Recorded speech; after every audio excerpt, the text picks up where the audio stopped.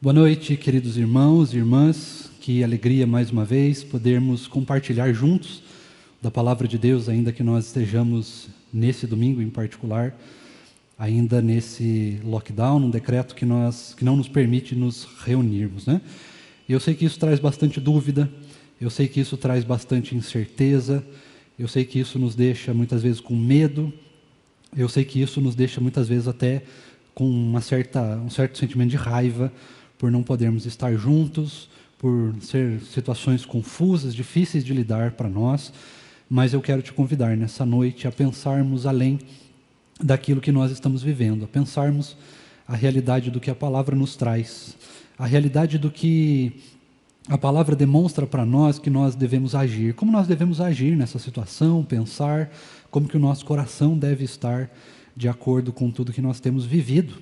Outros irmãos nossos passaram por situações tão difíceis quanto essas, ou ainda mais, né?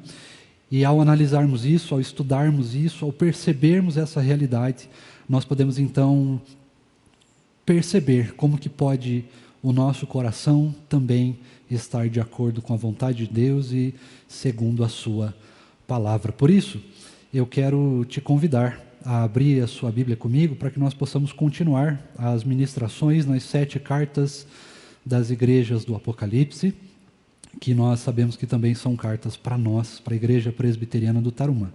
Então eu convido você a abra a sua Bíblia comigo e com o reverendo Lucas, no livro de Apocalipse, o último livro da Bíblia, capítulo 2, e nós vamos ler juntos do versículo 12 até o versículo número 17. Apocalipse, capítulo 2, versos 12 a 17.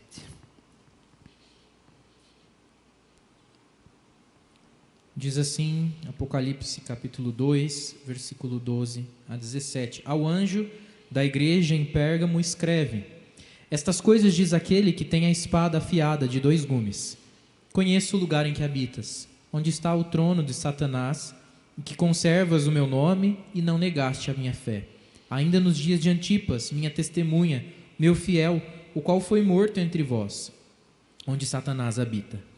Tenho, todavia, contra ti algumas coisas, pois que tens aí os que sustentam a doutrina de Balaão, o qual ensinava a Balaque a armar ciladas diante dos filhos de Israel, para comerem coisas sacrificadas aos ídolos e praticarem a prostituição. Outros sim, também tens os que da mesma forma sustentam a doutrina dos nicolaítas. Portanto, arrepende-te, e se não venho a ti sem demora e contra eles, pelejarei com a espada da minha boca.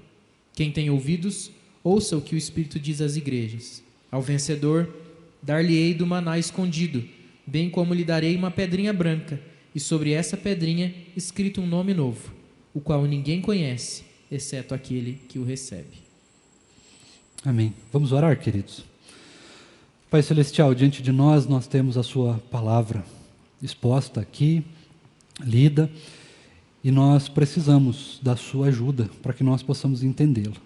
Por isso, ó Deus, ilumina o nosso coração e fala conosco. Nós precisamos ouvir a sua voz nesse momento. Na verdade, nós precisamos em todos os momentos, mas nesse momento talvez nós precisamos ainda mais do Senhor. Um momento difícil para nós, um momento onde as coisas ao nosso redor não parecem bem, parecem confusas, nos enchem de incerteza e dúvidas.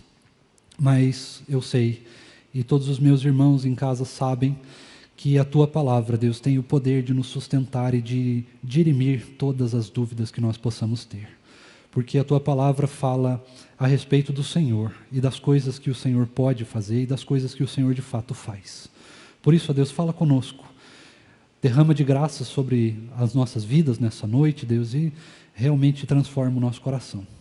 Que aquilo que nós ouvirmos da sua palavra, Deus, não volte vazio, não fique vazio, mas que se transforme em verdadeiras ações que possam glorificar o teu santo e maravilhoso nome.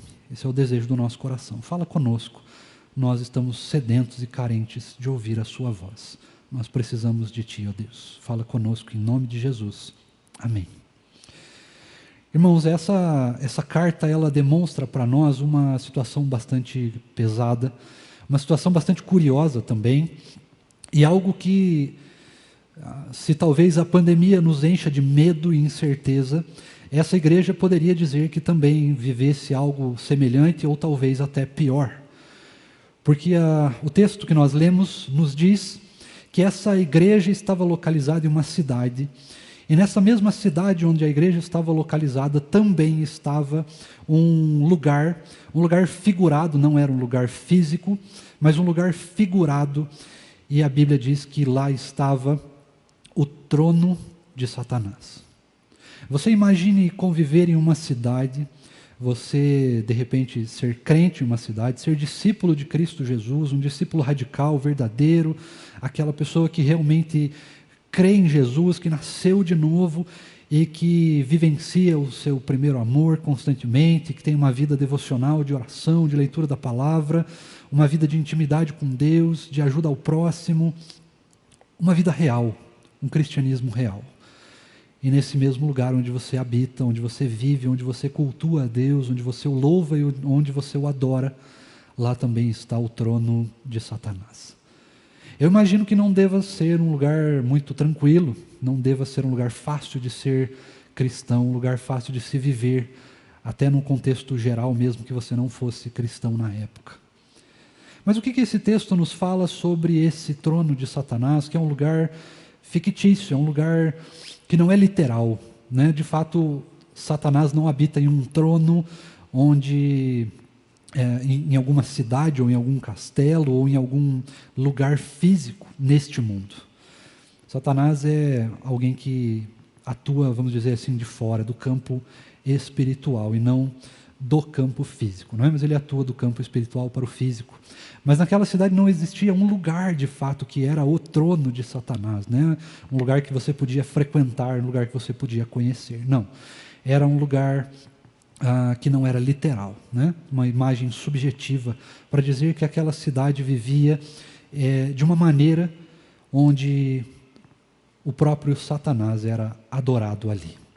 E como que nós podemos entender isso ao olharmos para o texto, e como que nós podemos entender isso ao perceber tudo isso, transformar isso em coisas reais, aquilo que nós realmente precisamos ouvir nessa noite, o que Deus quer nos dizer quando Ele nos fala que essa igreja estava localizada na cidade onde existia o trono de Satanás. O que nós podemos aprender com isso?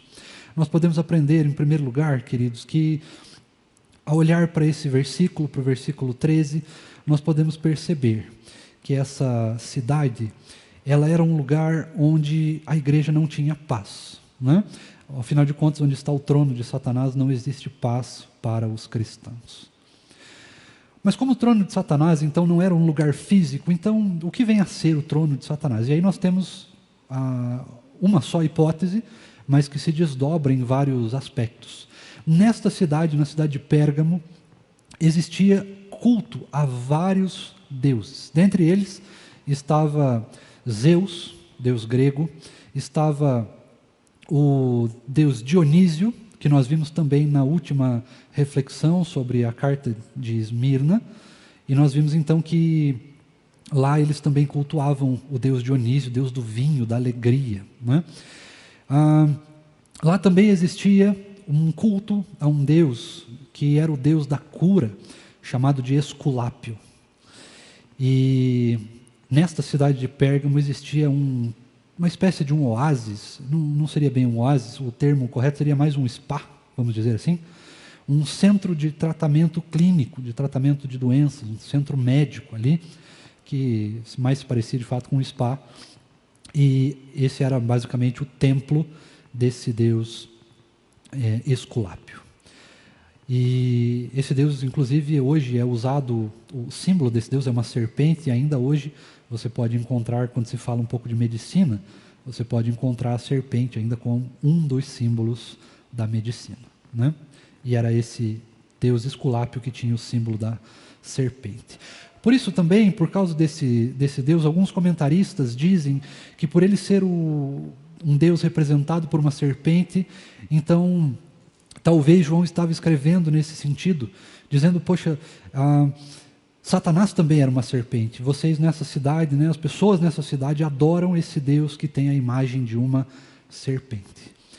Não me parece ser muito provável essa interpretação, na verdade, porque ela parece muito subjetiva demais para ser algo de fato concreto, né? João talvez não estivesse pensando nisso. Mas o que João estava pensando é que o trono de Satanás, onde o trono de Satanás está, é onde existe um gravíssimo problema, e nós enfrentamos esse problema hoje. E esse problema é a idolatria. Além desses 3 deuses que eu já citei, existia também um culto ali mais subjetivo, Artemis, e também existia o famoso culto ao César, ao imperador de Roma. E nesse caso aqui, de fato, existia nesta cidade um templo, um lugar onde você de fato adorava César, onde você adorava o imperador de Roma.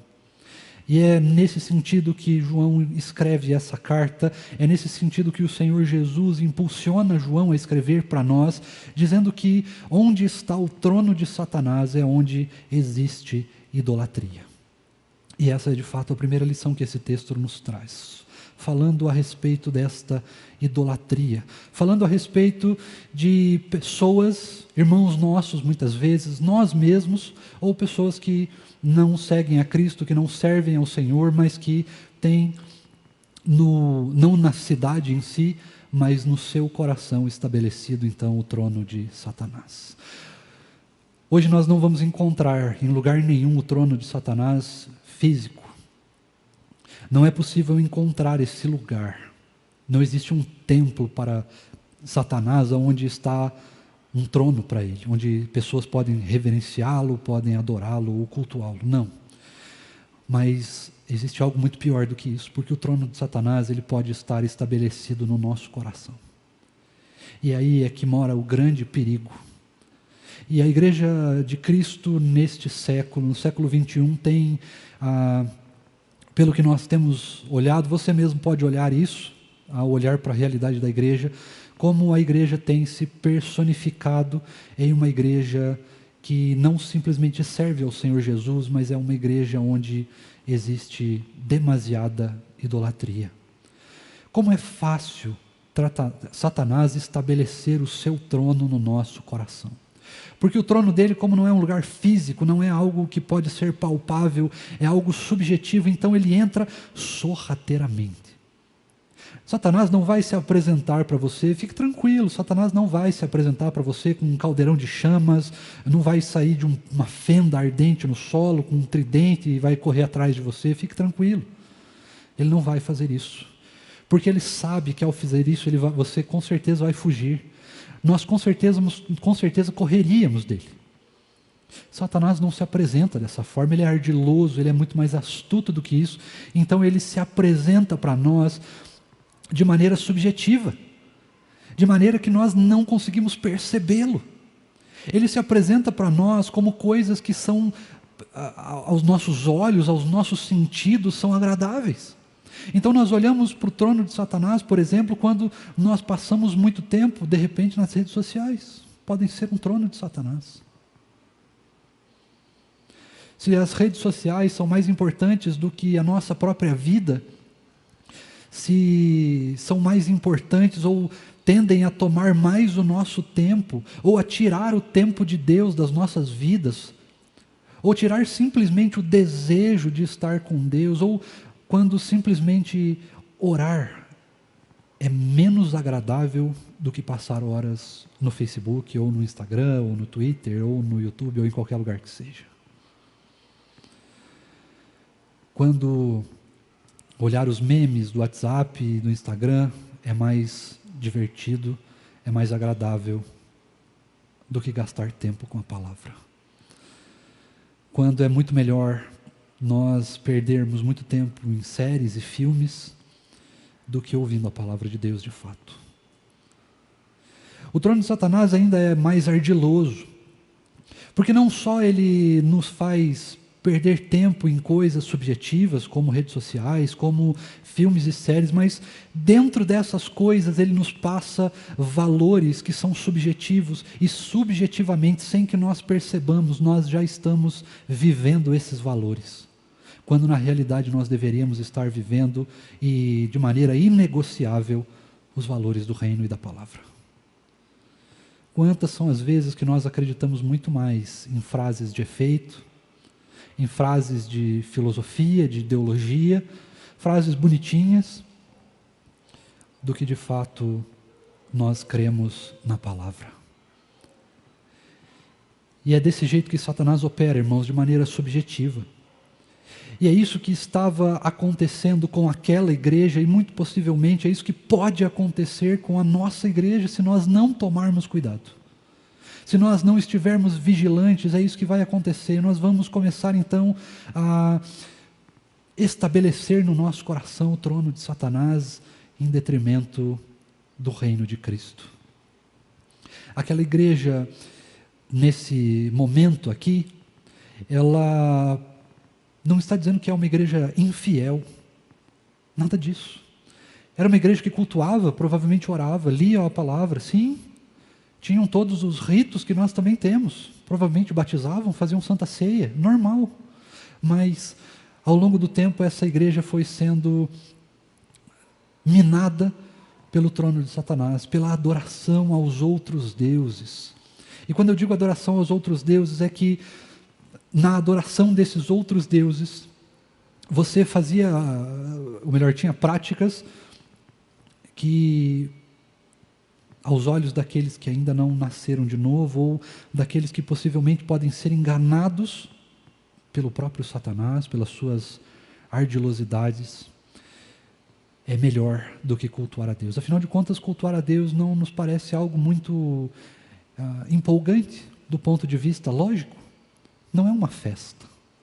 O culto é um momento solene, um lugar de seriedade. Claro que de grande alegria, porque nós estamos de fato cultuando ao Senhor das nossas vidas. Nós estamos ouvindo a palavra dEle, e a palavra dEle tem o poder de nos transformar, de nos salvar, de apresentar a graça, a misericórdia, a bondade, de nos levar à consciência que de nós precisamos de fato nos arrepender dos nossos pecados e viver uma vida de intimidade com Deus. Mas isso não acontece de maneira festiva. Acontece de maneira séria, de maneira tranquila, em paz. Mas os cultos a esses outros deuses, eles eram festas, onde existia de absolutamente tudo que você puder imaginar. Bebedeiras, drogadição com incensos, fumaças e coisas do tipo, embriaguez absoluta dos sentidos, sexualidade depravada e tantas outras coisas que poderiam acontecer. E a igreja de Pérgamo estava se perdendo, então, nessas situações. Estava deixando que esses cultos pagãos, esses cultos a Satanás, tomassem mais lugar do que o culto ao Senhor Jesus. Era isso que essa igreja estava passando aqui.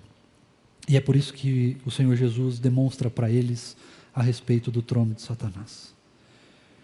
Porque de nada adiantaria, olha, vocês estão cultuando Dionísio, vocês estão cultuando Zeus, vocês estão cultuando César, Roma, ou qualquer coisa. De nada adiantaria de nada adiantaria o Senhor Jesus dizer para nós, você está cultuando o Instagram, ou as suas séries. Você está deixando que Satanás se estabeleça com frases, com ideologias perversas no seu coração. Mas o Senhor Jesus é claro, e Ele é enfático ao dizer que para essa igreja e para nós nessa noite, não permitam que seja estabelecido no coração de vocês o trono de Satanás. E mais uma vez, o trono de Satanás é estabelecido de maneira subjetiva. Ele não arromba o seu coração, ele de maneira nenhuma vai se apresentar para você de maneira feia ou terrível ou abominável. Ele vai se apresentar de maneira extremamente agradável aos seus e aos meus sentidos. Satanás se apresenta para nós, irmãos, quando as coisas desse mundo tomam o lugar de Deus na nossa vida.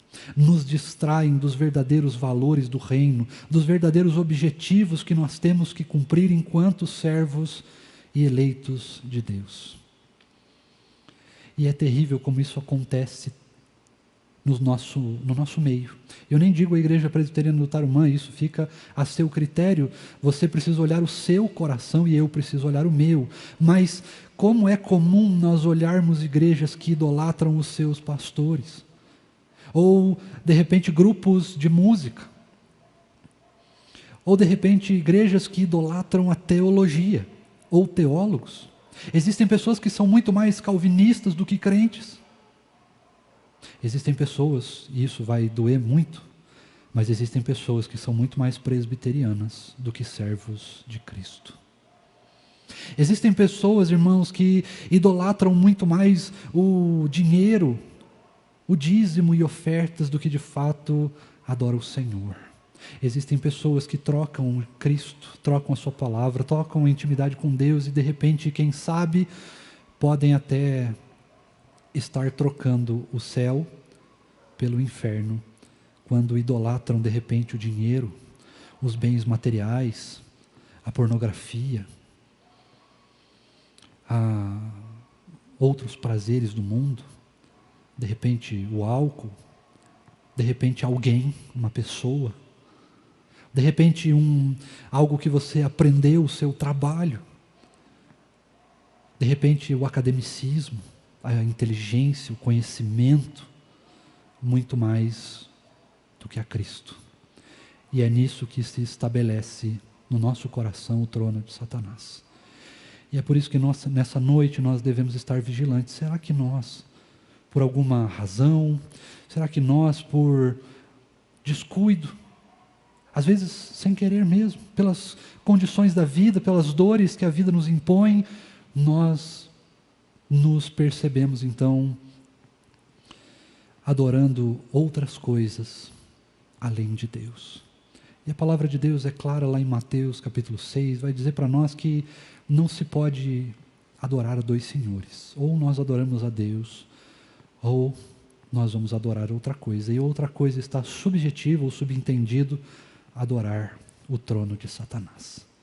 Eu não estou dizendo com isso, irmãos, claro que se de repente você se encontrou em alguma dessas situações, que você deve simplesmente deixar de, por exemplo, usar as suas redes sociais, nada disso.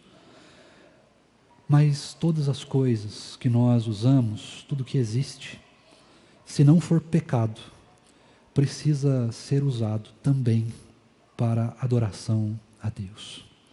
As nossas redes sociais servem também para adorar a Deus, elas são uma extensão da nossa adoração comum.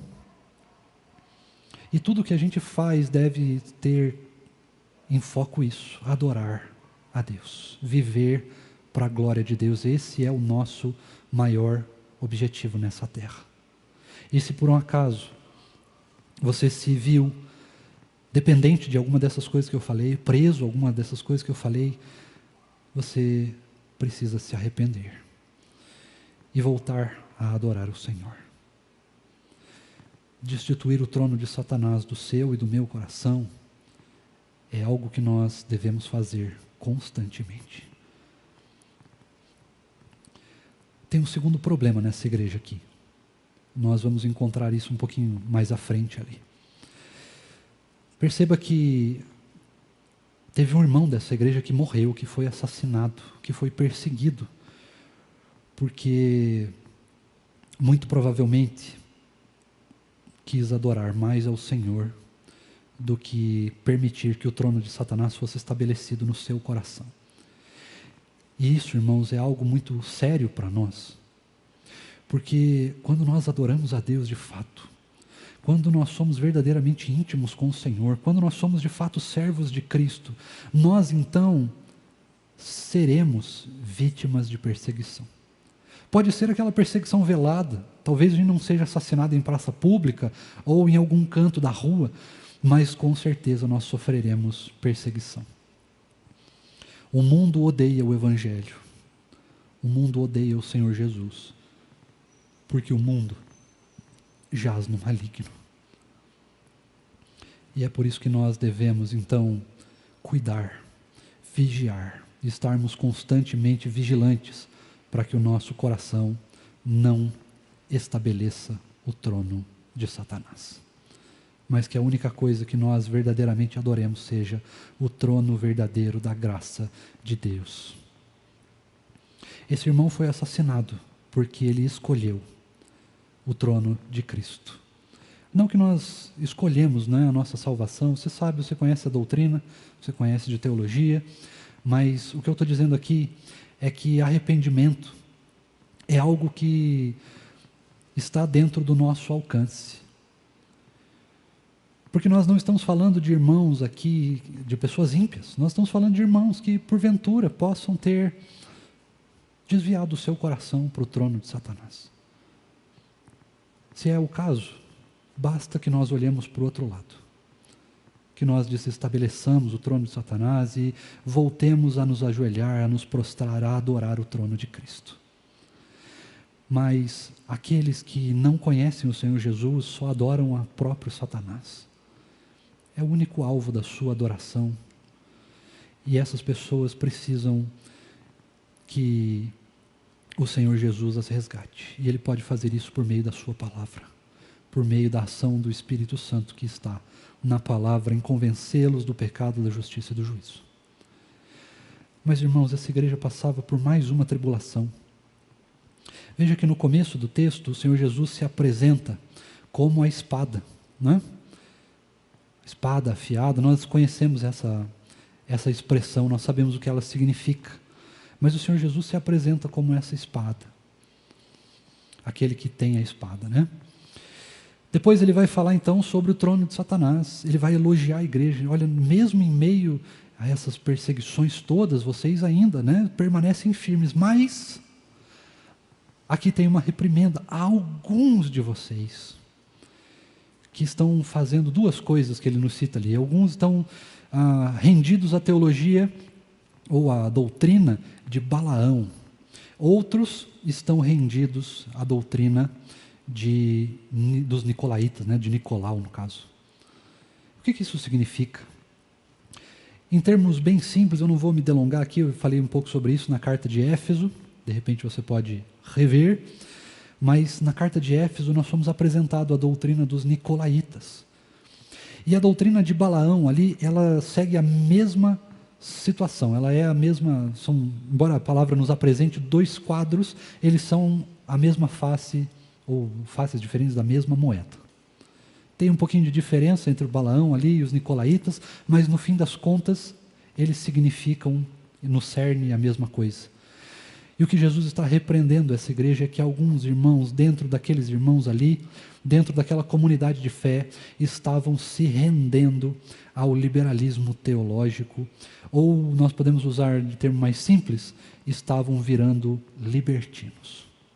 Estavam permitindo, irmãos, que os valores do reino de Deus, aquilo que eles aprendiam na igreja, sobre principalmente o pecado, fosse desvirtuado, para que os prazeres desse mundo então pudessem ser acessíveis aos crentes. Prazeres esses pecaminosos, é claro.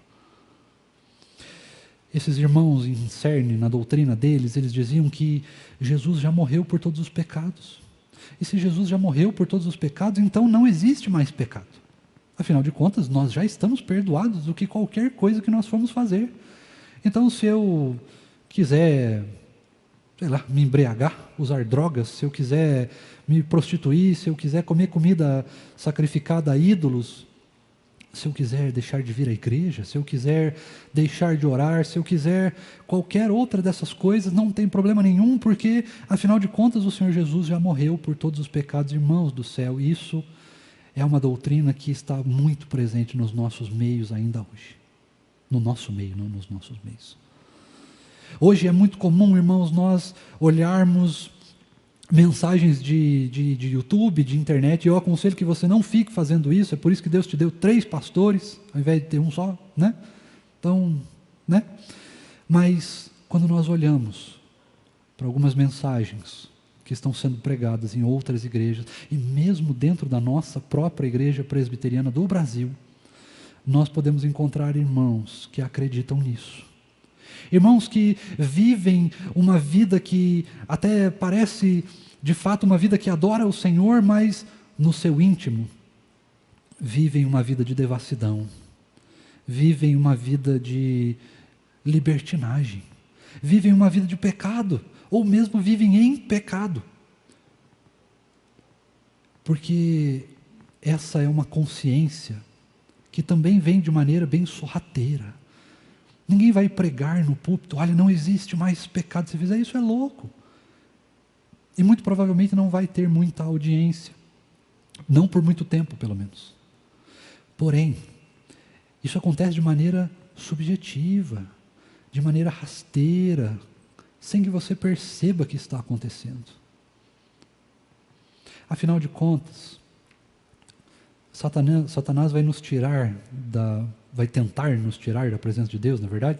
Aqueles que são eleitos ele não consegue, mas ele vai tentando minar o nosso coração, para que nós deixemos a palavra de lado, para que a cada dia a nossa vontade de ler e de meditar a palavra diminua, para que a cada dia a nossa vontade de nos relacionarmos com Deus por meio da oração diminua, para que nós não tenhamos mais vontade de fazer culto doméstico, para que nós não oremos mais com os nossos filhos antes de dormir, não apresentemos a eles o Evangelho de Cristo, porque nós estamos cansados, abatidos, sobrecarregados, porque nós temos outras prioridades, outras coisas a serem feitas.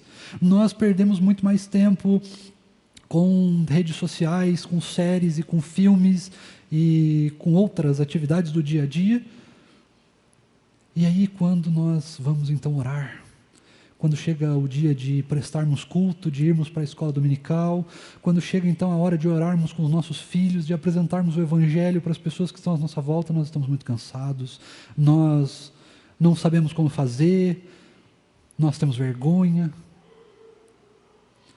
porque de pouco em pouco, talvez o trono de Satanás esteja sendo estabelecido no nosso coração, sem que nós estejamos percebendo. E é isso que o Senhor Jesus demonstra para essa igreja, falando que essa igreja estava vivendo isso. Ela estava deixando que a palavra de Deus ficasse de lado na sua vida, que a santidade fosse perdida, fosse abandonada, fosse jogada às traças, até por boas palavras, né? Palavras bonitas. Olha, Jesus já morreu pelos nossos pecados, então está tudo certo, você pode viver uma vida com liberdade. Errado. Isso é heresia. É porque o Senhor Jesus morreu no nosso lugar que nós vamos viver uma vida de extrema santidade, porque nós não fazemos isso porque vamos ser salvos se nós formos santos, mas nós vamos fazer isso porque isso é a consequência da verdadeira adoração. Nós fazemos isso simplesmente porque nós amamos o Senhor Jesus e parte da sua adoração é que nós estejamos buscando santidade. Nós precisamos buscar isso, irmãos. Nós precisamos combater esse mal que assola a igreja brasileira, principalmente hoje. Idolatria. Idolatrar a ideologia. Existem pessoas que são muito mais de direita do que são crentes, muito mais comunistas do que são crentes, muito mais liberais do que são crentes. Existem pessoas, irmãos, que adoram muito mais o seu trabalho. Talvez os benefícios do trabalho, né? O dinheiro, a conquista. Existem pessoas dentro da igreja brasileira que adoram muito mais o poder, a fama, a política, ou melhor, os ganhos políticos, do que de fato adoram o Senhor Jesus e usam essas coisas como consequência da sua adoração. Ou por causa da sua adoração a Cristo Jesus, adoração verdadeira, então podem estar dentro da política sem se corromperem e podem lá adorar a Deus. Ou podem, dentro da sua faculdade, do seu trabalho, da sua casa, adorarem a Deus. Como é perigoso quando o trono de Satanás é estabelecido no nosso coração, porque ele mina completamente a sua vida, mas não só isso, ele não para por aí, porque ele termina, ao minar a sua vida, ele vai minar a vida da sua família. Ao minar a sua família, ele vai minando a vida dos irmãos da igreja. Ele vai nos convencendo pouco a pouco de que o trono de Satanás parece ser muito melhor do que o trono de Cristo. E isso é muito perigoso, porque acontece sem que a gente perceba. Mas tem solução. 2, para ser exato.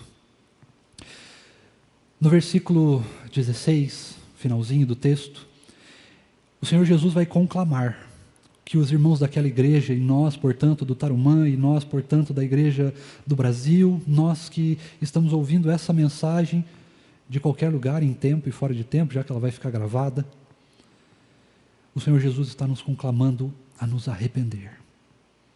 A primeira solução, irmãos, é o arrependimento, é voltar a Cristo. É deixar essas coisas que nós estamos talvez adorando hoje, para que nós possamos voltar a adorar a Cristo.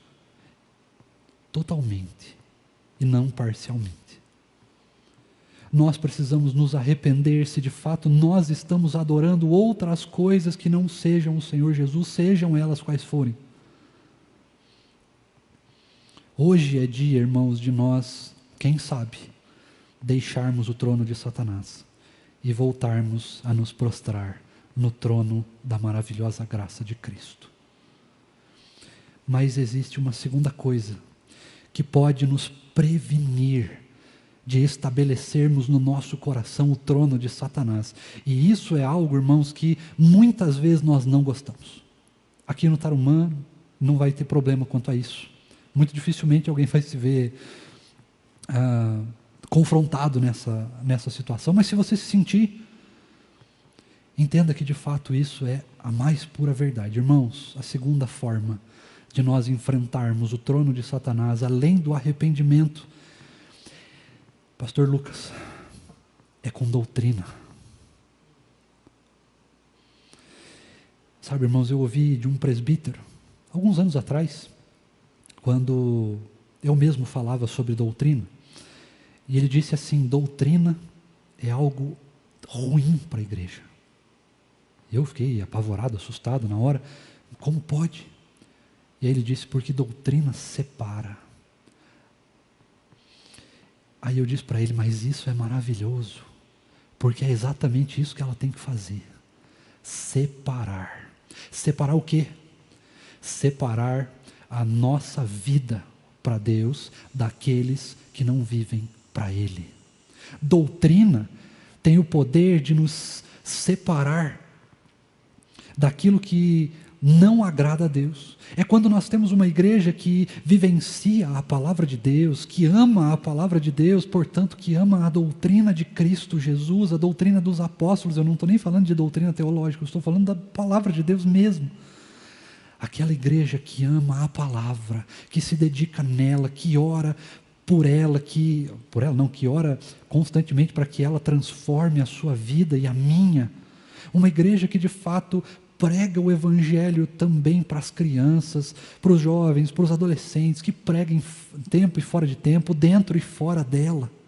Uma igreja que prioriza a palavra de Deus, que prioriza a doutrina de Cristo, é uma igreja que está muito mais protegida contra o trono de Satanás, contra essa libertinagem, contra a intrusão do pecado no nosso meio, e mesmo que ele exista, e mesmo que ele apareça, quando nós temos uma igreja que ama a palavra de Deus, qualquer pecado pode ser restaurado. Qualquer situação difícil pode ser facilmente transposta pela palavra. Porque nós não estamos presos a doutrinas de homens, nós não estamos presos àquilo que a gente acha certo ou errado, mas nós estamos rendidos, transformados pela palavra de Deus. E aí não tem problema que não tenha solução. E aí não tem situação que não possa ser resolvida. Porque quando nós estamos estabelecidos dentro da palavra de Deus, quem resolve as nossas vidas é o próprio Senhor Jesus, porque a palavra foi escrita por Ele. Essa mesma carta que nós estamos estudando, que nós estamos ouvindo, fala, ou melhor, é palavra de Cristo para nós nessa noite. Nós precisamos de arrependimento, e nós precisamos, irmãos, de doutrina. E doutrina não separa irmãos em Cristo. Doutrina tem o poder de nos mostrar aquilo que de fato é a palavra de Deus e aquilo que não é, aquilo que é santo e aquilo que não é. A separação que a doutrina causa, que a palavra causa, é uma separação boa. ela não separa irmãos de irmãos, pelo contrário, ela une os irmãos em torno da palavra de Cristo. E é através dessa palavra que nós encontramos arrependimento. É através dessa palavra que nós sabemos o que é pecado. É através dessa palavra que a nossa vida pode ser transformada, porque Deus age por meio da sua palavra. Eu quero caminhar para o fim.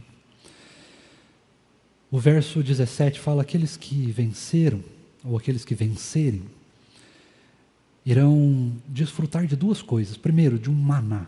Esse maná, existem diversas e diversas interpretações, uma mais doida, mais biruta do que a outra, se a gente for levar ao pé da letra.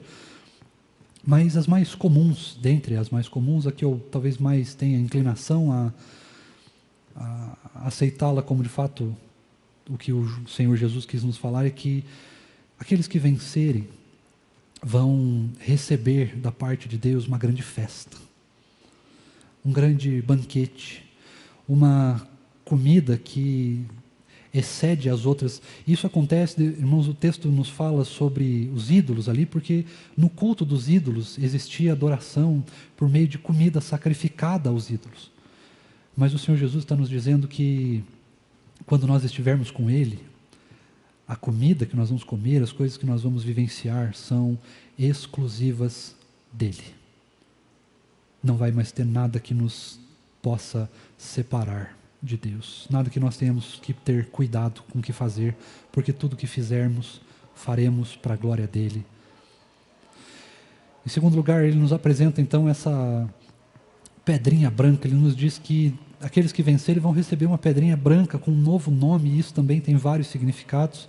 Naquela época, nos julgamentos, aqueles que eram absolvidos recebiam uma pedra branca com o nome da pessoa, e aqueles que eram condenados recebiam uma pedra preta ou escura.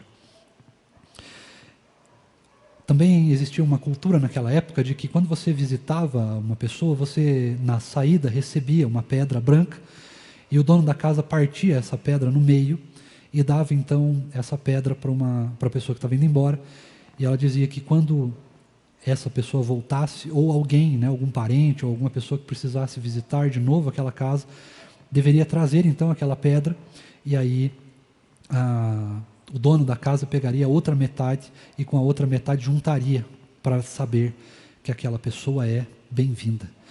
E é isso que o Senhor Jesus está nos dizendo: aqueles que vencerem serão bem-vindos ao banquete, serão bem-vindos à festa dos eleitos, dos salvos, dos verdadeiros discípulos, daqueles que não negociaram com o trono de Satanás, daqueles que não negociaram a palavra, daqueles que não negociaram a santidade, daqueles que não se tornaram liberais, libertinos ou qualquer coisa do tipo, mas daqueles que permaneceram fiéis. Estes serão bem-vindos no reino dos céus.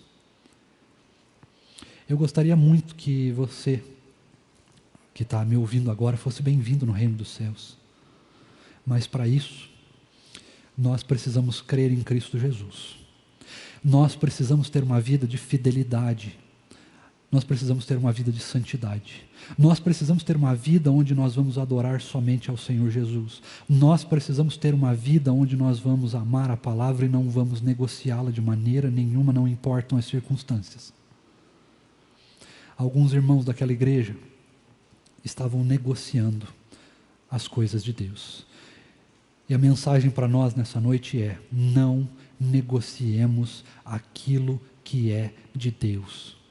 Mesmo que as coisas do mundo, mesmo que qualquer outra coisa pareça melhor, não vamos negociar aquilo que é de Deus. Esse é o convite que Jesus nos faz, é o desafio que Ele nos conclama a seguir na nossa vida. Não negociar aquilo que Ele nos deu. Não negocie a salvação. Não negocie a alegria da salvação. Não negocie a igreja, a palavra, a comunhão com os irmãos. Não negligencie a sua vida devocional. Não negligencie ensinar, pregar, proclamar o Evangelho para aqueles que são da sua casa, do seu trabalho, ou de qualquer outro lugar onde você e eu estejamos. Não negociemos a palavra de Deus. Não permitamos que o trono de Satanás reine mais do que já reina nesse mundo caído. Nós não somos escravos de Satanás. Nós somos servos, filhos e amigos de Cristo. Que assim o Senhor Jesus possa nos abençoar. Vamos orar? Ó Deus maravilhoso, nós de fato, Deus, não queremos negociar as coisas do Senhor. Espírito Santo de Deus, se algo em nós tem estado nesse sentido, se algo em nós permanece rendido ao trono de Satanás, que o Senhor nos convença do pecado, da justiça e do juízo nessa noite. Traz arrependimento ao nosso coração. Nós precisamos nos arrepender. E nós precisamos deixar aquilo que nos afasta do Senhor de lado, para vivermos aquilo que somente o Senhor pode nos entregar, a paz que excede todo o entendimento. Ó Deus, nos ajuda a nos apegarmos à sua palavra, nos ajuda a não negociar os valores do teu reino.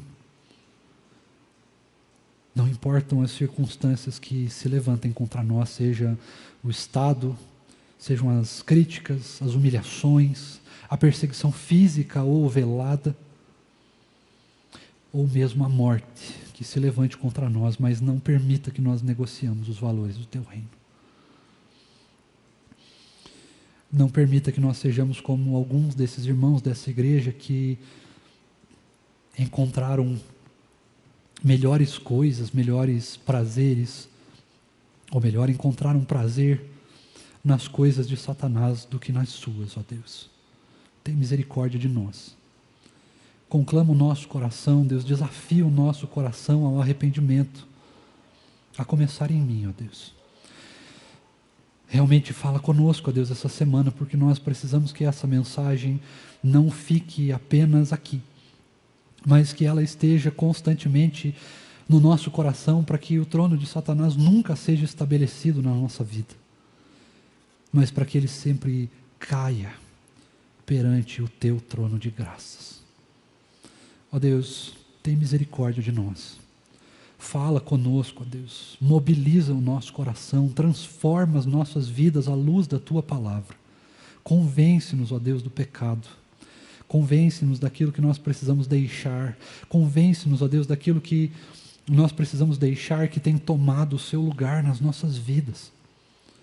Convence o nosso coração, ó Deus, para que nós possamos dedicar a nossa vida somente à tua adoração. Que nós possamos ter uma vida devocional ao Senhor, que nós possamos ter uma vida de oração, uma vida devota a Ti, Deus, não como escravos, mas como servos do Senhor, como filhos que são amados por Ti, como eleitos, como aqueles que o Senhor mesmo nos chama de amigos. Tem misericórdia de nós, ó Deus, dai-nos uma semana de vitória. Vitória contra o trono de Satanás nas nossas vidas.